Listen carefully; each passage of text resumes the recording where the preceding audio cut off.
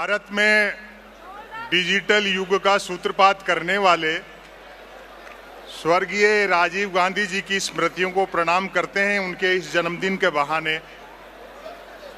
और युवा कांग्रेस के माध्यम से देश भर के कांग्रेस विचारधारा, महात्मा गांधी, पंडित जवाहरलाल नेहरू की विचारधारा का संचार करने वाले, उनमें उत्साह भरने वाले भाई श्रीनिवास बीवी जी, जिनके आमंत्रण पर मैं आप सब लोगों के बीच उपस्थित हूं। मैं देख रहा हूं कि कश्मीर से कन्याकुमारी और अटक से कटक तक संपूर्ण देश के नौजवान साथी यहाँ उपस्थित हैं।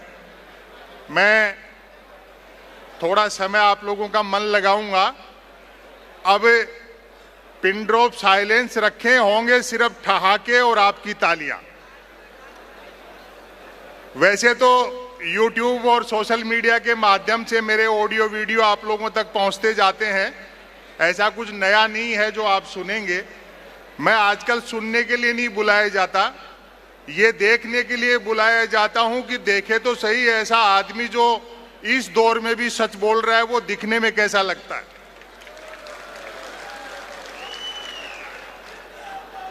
हाँ, देश जिन हालातों से गुजर रहा है आप सब वाकिफ हैं।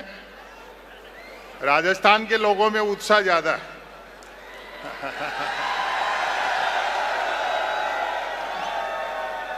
भाई मैं भी राजस्थान का हूं तो घुटने पेट की तरफ मुड़ते हैं ना। आप सब लोगों का अभिवादन। समय की अपनी सीमा है, बाकी वक्ताओं को भी आपको बोलना है। श्रीनिवास जी ने जैसा कोरोना काल में काम किया, लोगों तक ऑक्सीजन पहुंचाना, दवाओं की व्यवस्था करना, मैं समझता हूं कि वो एक ऐतिहासिक और स्मरणीय काम है जो सदा याद रखा जाएगा और आप लोग भी उससे उत्साहित और प्रेरित हैं। बड़ा अच्छा लगता है। दुनिया विचार से बदलती है, चीजों से नहीं बदलती है। और जिस आइडियोलॉजी की लड़ाई आप और देश लड़ रहा है, हम उसमें निश्चित रूप से सफल होंगे, ऐसा मेरा विश्वास है।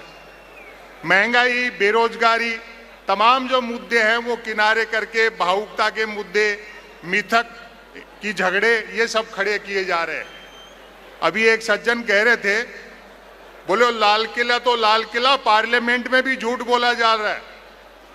मैंने कहा मुश्ताक अहमद यूसुफी साहब ने एक मार्के की बात कही है कि बोलने वाला और सुनने वाला दोनों ये जानते हों कि ये झूठ है तो ये गुनाह नहीं है। जब सब जानते ही हैं कि झूठ है तो ऐसी चीजों का नोटिस क्या लेना। महंगाई और बेरोजगारी जिस देश में, जिस भयावह स्थिति में है पूरा देश, आप सब जो जानते हैं, उस श्रीलंका की हालत खराब है जो पूरा सोने का था। हम तो सिर्फ चिड़िया थे।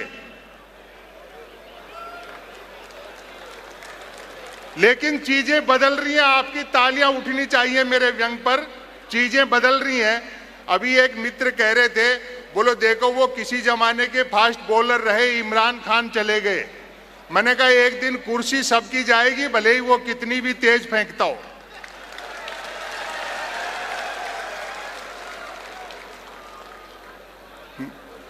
ये कश्मकश है कि जिंदगी कैसे बसर करें। किसी शायर का शेर है कि ये कश्मकश है कि जिंदगी कैसे बसर करें, पैरों को मोड़कर सोएं या चादर बड़ी करें।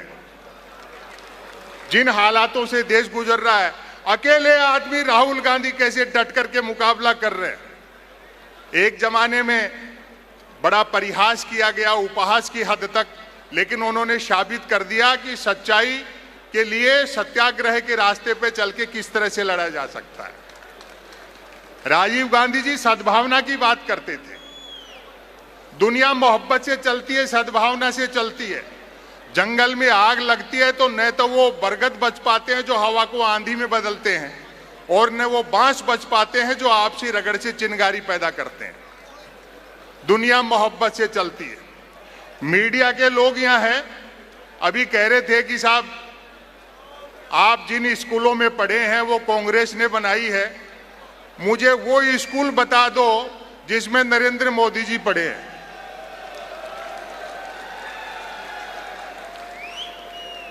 उनकी डिग्री पे सवाल उठाए गए, प्रधानमंत्री पे। भाई मेरे ख्याल से ये समय खराब करना है। जब सैटेलाइट लॉन्च होकर के अपनी कक्षा में स्थापित हो गया और धरती के चक्कर काट रहा, फिर क्यों डिजाइन पे बहस कर रहे हो? और वैसे भी मैं आपको बताऊं, उनकी पार्टी के दो बड़े नेताओं ने प्रेस कॉन्फ्रेंस करके प्रधानमंत्री की डिग्रियां दिखाई, तब जाकर विरोधियों के मुंह बंद हुए कि हमारे प्रधानमंत्री ने न सिर्फ एमए कर रखा बल्कि बीए भी कर रखा है। और एक मित्र कह रहे थे कि जब प्रधानमंत्री इतने पढ़े लिखे हैं तो मैट्रिक भी करी रखी होगी। तो ये शिक्षा दीक्षा इस तरह की जो चीजें हैं, इनका इनसे कोई लेना देना नहीं है। मिथकों के नाम पे लड़ाते हैं। मीडिया के बंधु यहां हैं, ये भले ही लाइव कवरेज करके ले जाएंगे लेकिन दिखाएंगे वही जो दिखाना है।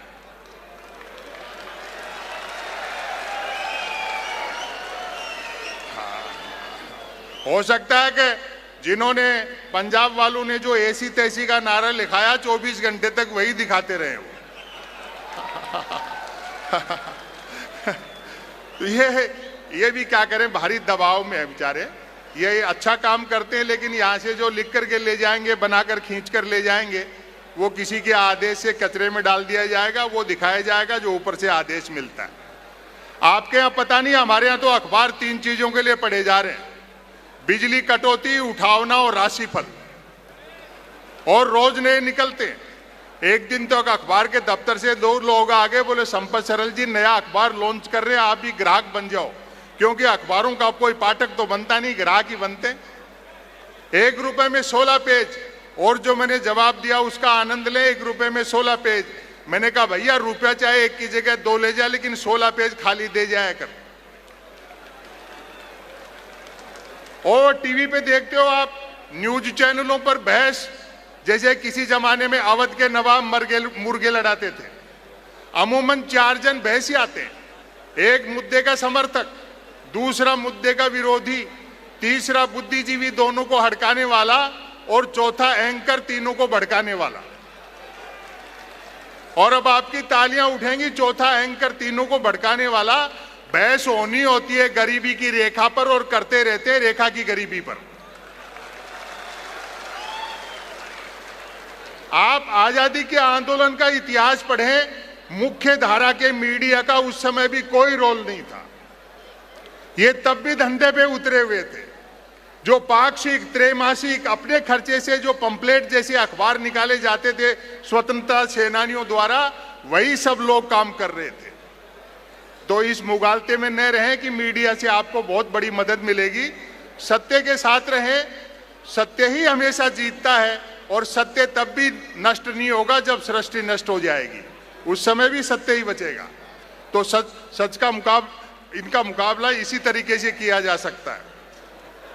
हाँ, हम कहते हैं कि साहब ये डिजिटल इंडिया हो गया, वाह बहुत जबरदस्त डिजिटल इंडिया है।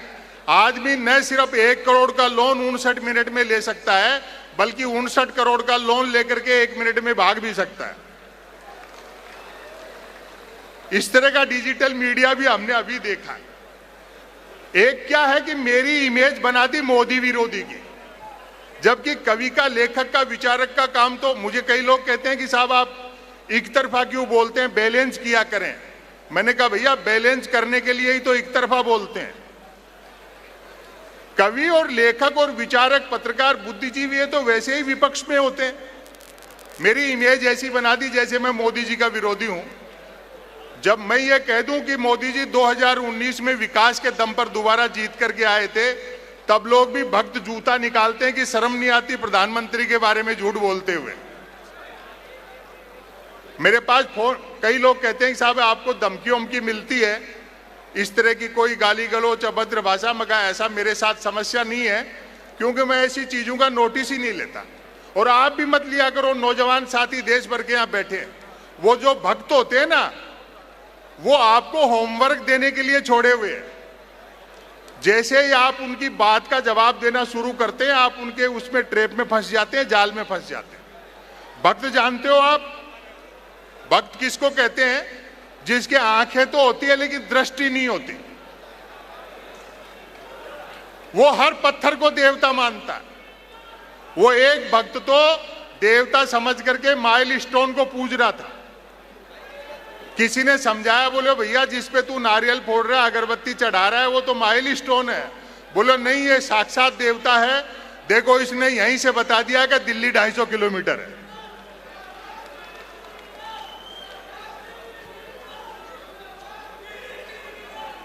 आप लोगों का स्वागत है, आप आते जाइए। हाँ, एक बार तालियां बजा दें, जो लोग आए उनका भी स्वागत हो जाएगा, क्योंकि ये कोई कवि सम्मेलन मुशायरा नहीं है, या अलग ढंग का वातावरण है, वो मैं भी समझता हूं। 10-15 मिनट आपका समय लेकर के मैं अपना स्थान ग्रहण करूंगा, लेकिन मेरी बात आप लोग तक पहुंच रही है, ये ऐसा मुझे विश्वास है। मुझे कई लोग कहते हैं, जैसे 2019 में मोदी जी जीत के बढ़त मिली उनको चुनाव में, तो एक ने कोई भक्त था, मुझ पे व्यंग किया उसने। मैं सहज रहता हूं, आप उलझा मत करो उन लोगों से। जैसे ही शास्त्रार्थ करते हो, उनके तर्कों में फंस जाते हो, तो उनका काम आसान हो जाता है। वो इसी काम के लिए छोड़े हुए हैं। बोले और सुनाओ क्या हाल चाल है। मोदी जी को बढ़त मिल रही थी, मैं सहज रहता हूं। बोले और सुनाओ क्या हाल चाल है। मैंने कहा हालचाल ठीक है, और सुनाने के पैसे लेते हैं। फिर उसने नेहले पे दहला मारा। मैंने कहा फिर जीत रहे मोदी जी। मैंने कहा अच्छा, हमको भी नया नहीं लिखना पड़ेगा। तो ऐसे उलझो मत। मेरे से एक इनकम टैक्स के अधिकारी ने मजाक की, सच्ची किस्सा है, मैं आपको बताऊं। ये जो से जिस तरह की सीबीआई और ईडी और तमाम चलता रहता है, उन्होंने मुझ पे मजाक की। बोले संपत सरल जी, प्रधानमंत्री और बीजेपी के लिए ऐसा तीखा बोलते हो, किसी दिन छापा वापा वाले आ जाएंगे। मैंने कहा भैया, हिंदी के लेखक के घर में छापा वाले क्या करेंगे। गबन के नाम पर मुंशी प्रेमचंद के गबन उपन्यास के अलावा क्या मिलेगा। और अगली बात पर आपकी तालियां उठनी चाहिए, सच्ची किस्सा है। और मैंने कहा जबरदस्ती ऊपर के दबाव में कभी किसी को भेजेंगे भी फंसाने के लिए, तो हम भी बीजेपी ज्वाइन कर लेंगे। जिस व्यक्ति पर यही लोग भ्रष्टाचार के और गंभीर आरोप लगा करके जेल में डालने की धमकी देते हैं, वही बीजेपी में आकर के उज्जवल हो उठता है। यही तो प्रधानमंत्री की उज्ज्वला योजना है। तो आप सहज रहो, होमवर्क मत लिया करो। एक मैं 2 लघु कथाएं और एक रचना आप लोगों को सुना देता हूं। समय की अपनी सीमाएं, बड़ी मोहब्बत से आप सब लोग सुन रहे हैं। मध्य प्रदेश और छत्तीसगढ़ के लोग यहां बैठे हैं। व्यापम क्या है? व्यापम, मैं समझता हूं कि इससे बड़ा भ्रष्टाचार का क्या होगा देश में। व्यापम, आवेदन एक ने किया, लोग कहते हैं कि भ्रष्टाचार खत्म हो गया। आवेदन एक ने किया, परीक्षा में दूसरा बैठा, इंटरव्यू तीसरे ने फेस किया, नौकरी मिली चौथे को, और करता रहा पांचवा। करता रहा पांचवा, पेंशन छठे की हुई और ली 7वें ने। और अब आपकी तालियां उठेंगी, जबकि 7वें की डेथ तभी हो गई थी जब पहले ने अप्लाई किया था।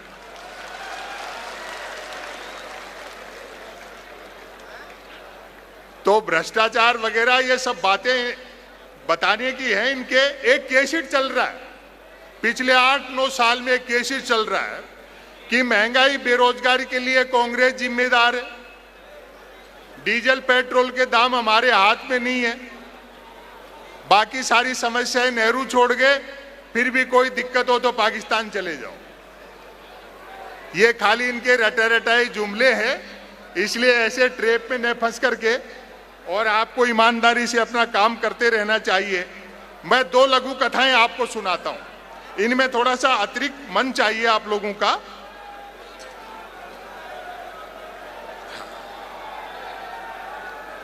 आते रहे लोग बाग, आते रहे, अच्छा लगता है, हम भी उत्साहित हैं। पहली लघु कथा मीडिया को समर्पित है, आज पहली बार पढ़ रहा हूं, आप अच्छा सुन रहे हैं। Breaking news, breaking news. आत्मनिर्भर नामक राज्य में डिजिटल क्रांति भले ही होने को थी, पर न्यूज क्रांति हो चुकी थी। दर्शकों से अधिक न्यूज चैनल थे और एक ही खबर को 100वीं बार भी यूं सुनाते थे जैसे पहली बार सुना रहे हों। और मजे की बात थी कि एक ही खबर को 100वीं बार सुनने वाले भी यूं सुनते थे जैसे पहली बार सुन रहे हों। न्यूज चैनल खबरें तलाशते नहीं, गढ़ते थे और देते नहीं, फैलाते थे।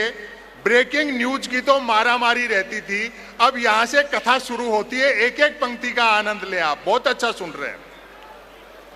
न्यूज चैनलों की तो मारामारी रहती थी, ब्रेकिंग न्यूज की तो मारामारी रहती थी।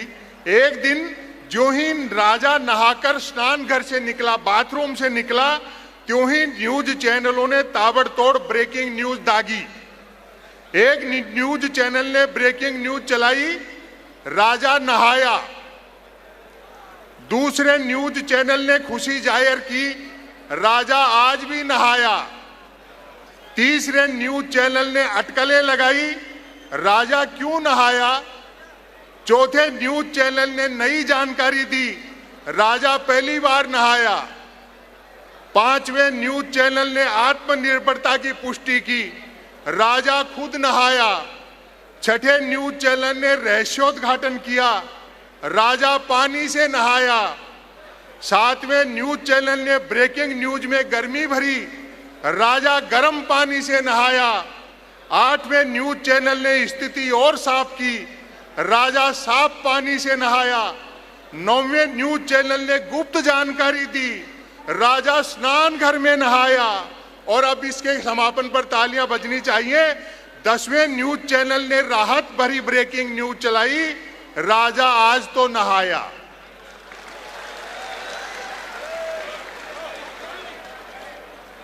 इसी तेवर की एक लघु कथा जो आप लोगों तक पहुंची भी होंगी, शीर्षक देखे। कोई बात नहीं, कोई बात नहीं, अच्छी बात है। युवक कांग्रेस में ज्यादा से ज्यादा लोग आ रहे हैं। तमाशेबाज राजा, ध्यान से सुने। तमाशेबाज राजा, राजा छटा हुआ तमाशेबाज था। आप लोगों ने सोशल मीडिया पे खूब सुनी होगी, लेकिन लाइव सुनने का एक अलग रंग होता है। राजा छटा हुआ तमाशेबाज था। वह अपनी प्रजा के मनोविज्ञान से अवगत था कि अमीर गरीब, ज्ञानी अज्ञानी कोई हो, सब तमाशा घुस के देखते हैं। उसे पता था कि तमाशेबाजी से एक बार राजा के सम्मोहित होते ही राजा प्रजा में सदा के लिए ऐसी ट्यूनिंग बन जाती है कि राजा सिर पीटने की बात भी करे तो प्रजा तालियां पीटने लगती है। प्रजा ने साफ पानी के लिए आवाज उठाई, राजा ने बहती नदी पर हवाई जहाज तैरा दिया। खाली हाथों ने काम मांगा, राजा अपने हाथ पीछे बांध रस्सी से लटकी जलेबियां खाने को उछलने लगा। बस्ती में आग लग गई, राजा ने आग लगे गोल चक्कर में से आर पार कूदना शुरू कर दिया। प्रजा ने महंगाई की ओर ध्यान दिलाया। प्रजा ने महंगाई और रुपए की मुद्रा की ओर ध्यान दिलाया। राजा ध्यान की मुद्रा बनाकर गुफा में बैठ गया। नागरिक बोले यातायात के साधन मुहैया कराओ। राजा मौत के कुएं में मोटरसाइकिल चलाने लगा। जनता ने स्कूल अस्पताल आंदोलन किया। राजा ने पड़ोसी राज्य के आक्रमण का भय दिखाकर खाली बोतल में रख रख कर रॉकेट छोड़ने शुरू कर दिए। प्रजा काम की बात पूछती, राजा मन की बात करने लगता। और इसका समापन देखें, जो हो, ये समापन याद रखना, हर तानाशाह का क्या अंत होता है। जो हो, तमाम तमाशेबाजी के बावजूद राजा को यह एहसास जरूर था कि तमाशेबाजी की अपनी खूबी है तो खामी भी है। खूबी यह कि तमाशा दिखाने से प्रजा मूल मुद्दा भूल जाती है, और खामी यह है कि हर बार नया दिखाना पड़ता है। इसलिए आपने देखा होगा कि 9 साल में मोदी जी ने कोई तमाशा रिपीट नहीं किया होगा। क्या जोरदार डिजिटल इंडिया है साहब। मैं समझता हूं एक रचना ऐसी सुनाऊं जो आप लोगों को बहुत अच्छी लगेगी, को पहुंचती है लोग जिस समस्या से ग्रस्त है। दरअसल क्या है, देश जिस दौर से गुजर रहा है। धर्मवीर एक भारती का एक नाटक था, भक्तों की भी गलती नहीं है।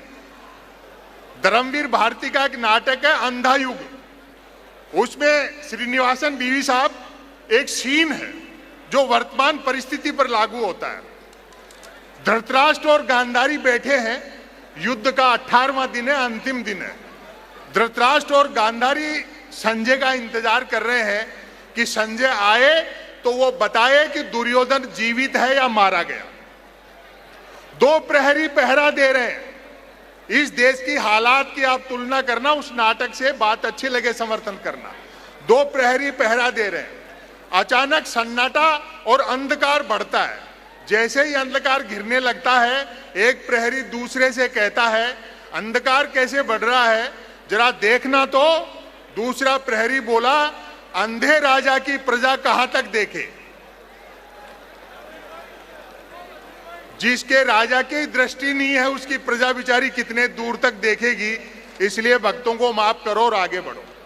दरअसल क्या है कि कोई भी मूल मुद्दे की बात आती है तो उसको भटकाने के लिए नया मुद्दा क्रिएट करते हैं, जो भावनात्मक होता है, मिथक होते हैं, झूठ होता है उसमें। ये ऐसा क्यों है?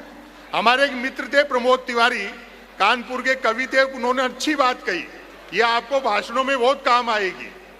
उन्होंने बहुत अच्छी बात कही कि 90 साल पहले एक संगठन की स्थापना हुई कि पृथ्वीराज चौहान दिल्ली की गद्दी पर अंतिम हिंदू राजा था। अब हमें ऐसा काम करना चाहिए कि फुल फ्लेज दिल्ली की गद्दी पर एक हिंदू राजा बैठे। साम दाम दंड भेद से वो लक्ष्य हासिल करने में इनको 90 साल लग गए और वो हिंदू राजा बैठ गया। अब उस किताब में अगला पन्ना नहीं है कि करना क्या है। इसलिए ये सारी समस्याएं हैं। विजन के नाम पर इनके पास सिर्फ टेलीविजन है, इसलिए इनकी बातों पर ज्यादा ध्यान मत दो, होमवर्क मत लो। और भक्त जो हैं उनको अकल आ जाती है एक दिन, भाई उनके लिए अलग से पेट्रोल पंप थोड़ी खुलेंगे।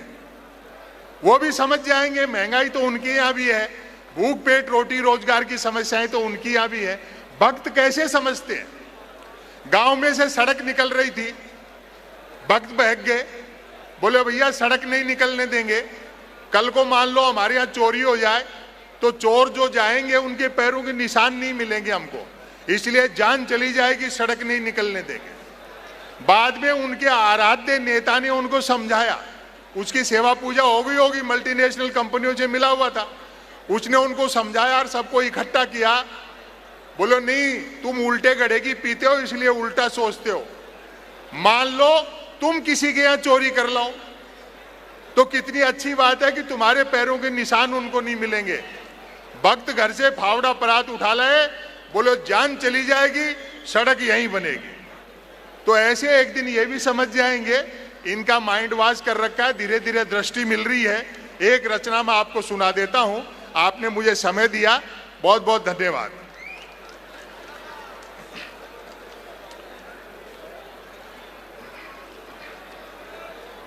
रचना का शीर्षक है, आप ताली बजाएंगे मैं रचना शुरू करूंगा। मुझे क्या थोड़ी अतिरिक्त एकाग्रता की जरूरत है, मुझे मालूम है मेरी बात आप लोगों तक पहुंच रही है, लेकिन चूंकि सबका आवागमन हो रहा है और आप लोग नेताओं के भाषण सुनने की भी मानसिकता में है, लेकिन फिर भी कोशिश करता हूं।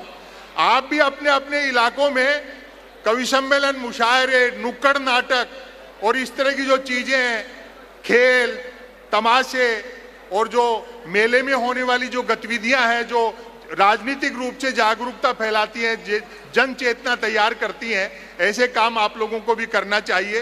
क्योंकि देखो, फासिज्म से 2 ही लोग लड़ सकते हैं, तानाशाही से 2 ही लोग लड़ सकते हैं, महात्मा गांधी और चार्ली चैपलिन। तो कोई भी इस तरह की बात हो तो हंस करके, मुस्कुरा करके टाला करो। देखो राहुल गांधी जी कैसे हंसते हैं, कभी भी वो गुस्से में नहीं होते हैं, नफरत की बात नहीं करते हैं, नफरत की बात का जवाब भी प्यार और मोहब्बत से देते हैं, वही उसका इलाज है। इसलिए कोई भी बात हो तो हंस करके टाला करो। आदरणीय पवन बंसल साहब पधार चुके हैं, बिराजिए साहब। मैं बस एक अंतिम रचना सुना करके अपना स्थान लेता हूं, क्योंकि समय की अपनी सीमाएं हैं। देखिए साहब, मैं ये रचना श्रीनिवासन साहब और पवन बंसल साहब को समर्पित करता हूं। देश के जो हालात हैं, सुनिए।